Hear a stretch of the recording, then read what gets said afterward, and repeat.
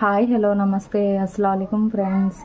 నేను ఇవాళ ఫారం కోడి కర్రీ ఎలా చేయాలో చూపిస్తున్నానండి. ఇవాళ రేపు ఎవరు బాయిలర్ తినట్లేదు.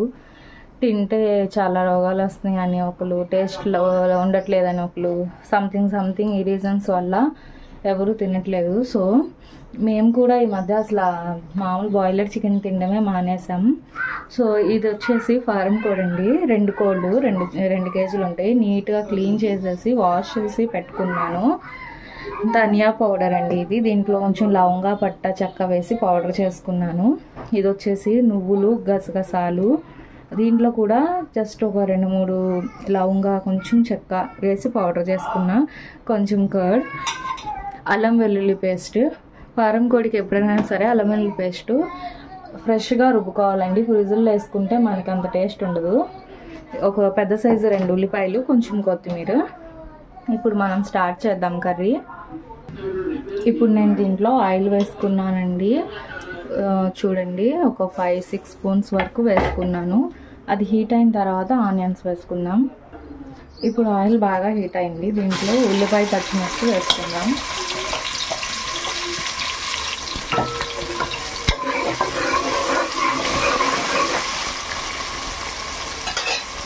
మూత పెట్టేద్దామండి.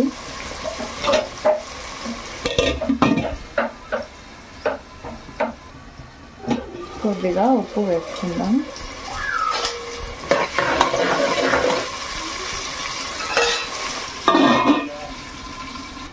ఇప్పుడు తీసి చూద్దాం.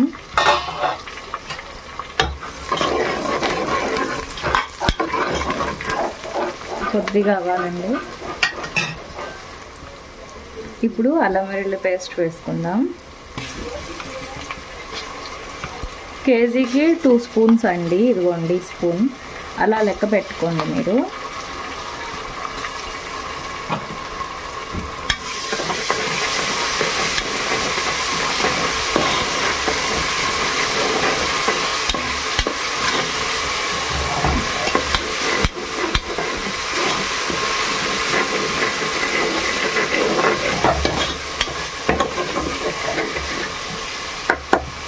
ఇప్పుడు ఇది పచ్చివాసన పోయే వరకు ఫ్రై చేయాలి. బాగా ఫ్రై చేసుకోవాలండి. చక్కగా బ్రౌన్ కలర్లో వచ్చే వరకు మనకి అల్లం వెల్లుల్లి పేస్ట్ స్మెల్ రావాలి. అప్పుడు అయిపోయినట్టు, గుమగుమలాడేటట్టు రావాలి. పసుపు నేను ఇప్పుడు వేయట్లేదండి. చికెన్ వేసి ఒక 30% అయిన తర్వాత వేస్తాను. మొన్న మా అత్తమ్మ చెప్పారు, అల్లం వెల్లుల్లి పేస్ట్ వేయగానే పసుపు వేసేస్తే అల్లం వెల్లుల్లి పేస్టు స్మెల్ పోయిద్ది, టేస్ట్ తగ్గిపోయిద్దని. సో ఆ టిప్ ఫాలో అవుతున్నా నేను. మీరు గుర్తుంచుకోండి ఫ్రెండ్స్. ఇప్పుడు నీట్గా వాష్ చేసి పెట్టుకున్న చికెన్ ఇందులో వేసుకుందాం.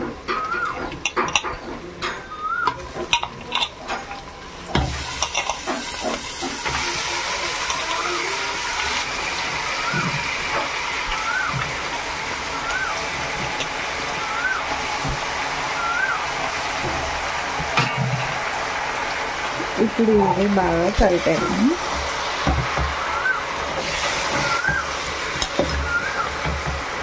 దీంట్లో ఉప్పును పసుపు 30% అయిన తర్వాత వేద్దామండి. ముందే ఉప్పు వేస్తే మాంసం ఉడకదు. అందులోనే ఫారం కోడి కొంచెం గట్టిగా ఉంటుంది. టైం టేకింగ్ ఇది. విజిల్స్ కూడా ఎక్కువ పెట్టుకోవాలి.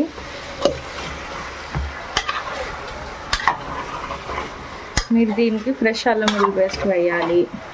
పసుపు ఆనియన్లు వేయకూడదు. బాగా ఇవి కుమిలే వరకు ఫ్రై చేసుకోవాలి. వెంటనే విజిల్స్ పెట్టేయకూడదు. ముక్కలు బాగా మసాలా పట్టి ఫ్రై అవ్వాలి. అప్పుడు టేస్టీగా ఉంటుంది. మూత పెట్టేద్దాం. 5 మినిట్స్ తర్వాత చూద్దాం. ఇప్పుడు ఒకసారి చూద్దామండి. చికెన్లో నుంచి వాటర్ బయటకు వచ్చింది, చూసారా? ఇప్పుడు పసుపు వేద్దాం.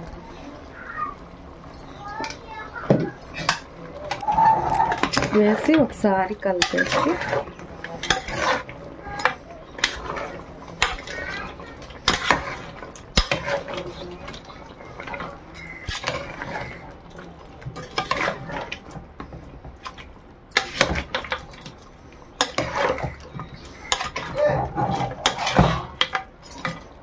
ఇప్పుడు ఈ వాటర్ ఇంకే వరకు లాగే వరకు పెడదాం. ఇంకొక 5 మినిట్స్ పెట్టి అప్పుడు పెరుగు వేద్దామండి. చూద్దామండి, బాగా ఉడుకుతుంది. పెరుగు వేద్దాం దీంట్లో. ఇప్పుడు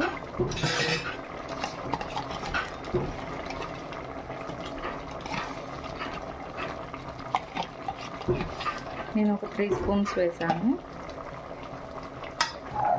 ఇప్పుడు ఒకసారి మొత్తం కలిపేద్దాం.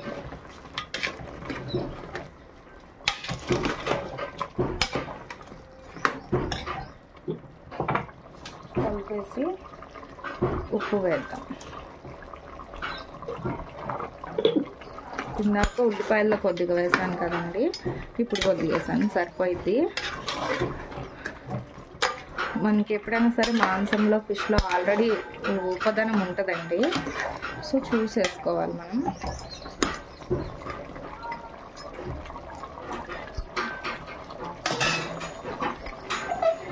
మూత పెట్టేద్దాం 5 మినిట్స్. 5 నిమిషాలకి ఇలా వేసేసుకుంటా రావాలండి, ఫ్రై చేసుకుంటా. అప్పుడు టేస్టీగా ఉంటుంది కర్రీ. ఇప్పుడు కారం వేద్దామండి, పీసెస్కి బాగా పట్టిద్ది. మా కారం చాలా ఘాటుగా ఉంటుంది, అందుకే నేను 3 స్పూన్స్ వరకు వేసాను. కారం తక్కువ ఉంటే 5 స్పూన్స్ అయినా పట్టిద్ది, ఎందుకంటే ఇది 2 కేజీలు చికెన్ కదా.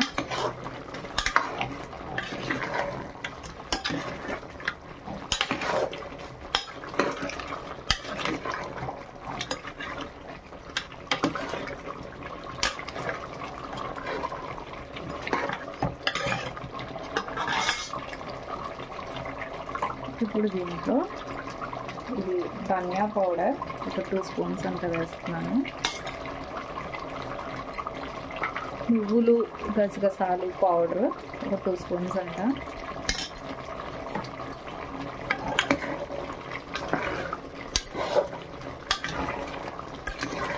ఆల్మోస్ట్ వాటర్ లాగేసిందండి దీంట్లో. ఒక 2 మినిట్స్ పెట్టి వాటర్ పెట్టి విజిల్ పెడదాం. ఇప్పుడు దీంట్లో ఉన్న వాటర్ అంతా లాగేసింది, చూసారా. ఇప్పుడు వాటర్ వేసుకోవాలి. వాటర్ లాగా ముందు వేసుకుంటే నీసు వాసన అనేది వస్తుంది. సో ఆయిల్ పైకి వచ్చేసింది. ఇప్పుడు విజిల్ పెట్టడానికి ఒక 2 గ్లాసెస్ వాటర్ వేసుకుందాం. ఒకసారి కలిపి చూసుకుందాం. ఇంకొక 1 గ్లాస్ పట్టిద్దండి. ఇప్పుడు కొద్దిగా కొత్తిమీర,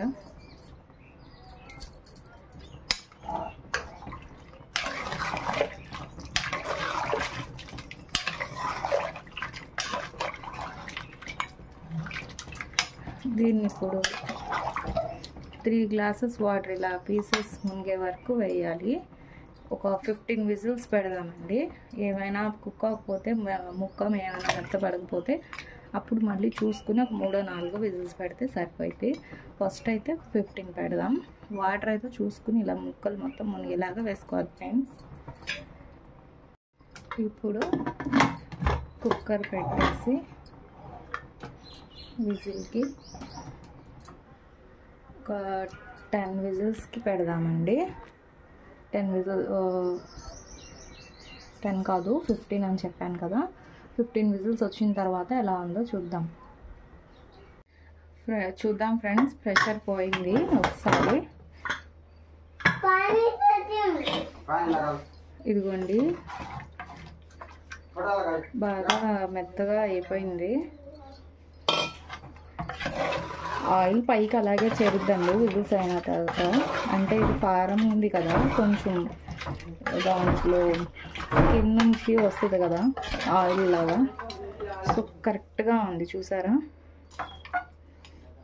గ్రేవీ కూడా ఎక్కువ లేదు తక్కువ లేదు. నేను మళ్ళీ ఏమి స్టవ్ మీద పెట్టలేదు, విజిల్ తీసాను. కరెక్ట్గా గ్రేవీ సరిపోయింది. ఇప్పుడు సర్వ్ చేసుకుందాం. ఇప్పుడు తీసుకుందాం.